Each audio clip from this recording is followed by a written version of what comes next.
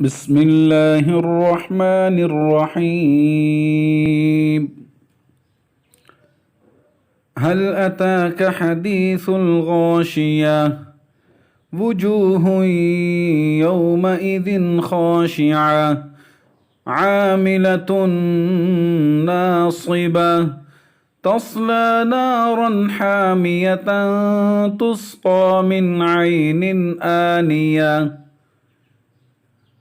ليس لهم طعام إلا من ضريع لا يسمن ولا يغني من جوع وجوه يومئذ ناعمة لسعيها راضية في جنة عالية لا تسمع فيها لاغية فيها عين جارية فيها سرر مرفوعة وأكواب موضوعة ونمارق مصفوفة وزرابي مبثوثة أفلا ينظرون إلى الإبل كيف خلقت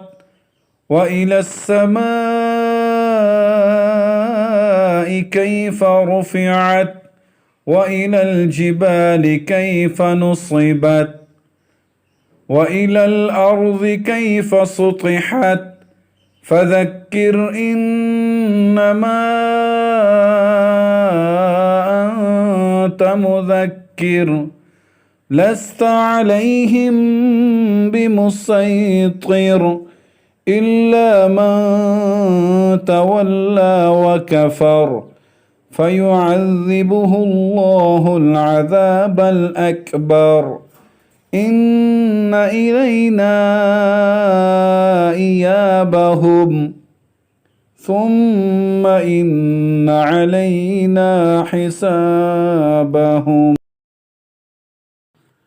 بسم الله الرحمن الرحيم.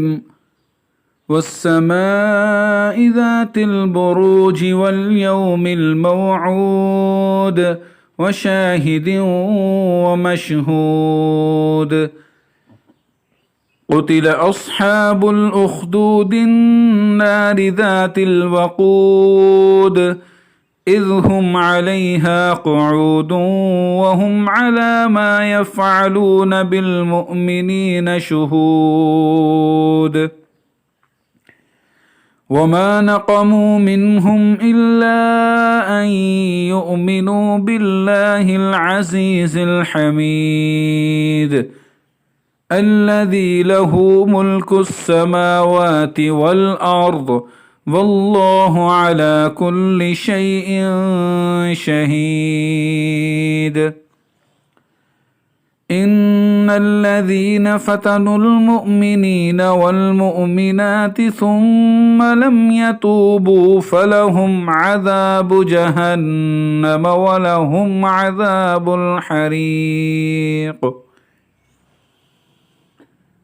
إن الذين آمنوا وعملوا الصالحات لهم جنات تجري من تحتها الأنهار ذلك الفوز الكبير.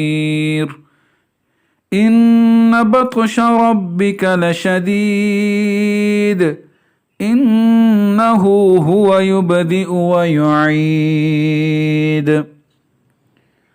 وهو الغفور الودود ذو العرش المجيد فعال لما يريد. هل أتاك حديث الجنود فرعون وثمود بل الذين كفروا في تكذيب والله من ورائهم محيط بل هو قرآن مجيد في لوح محفوظ.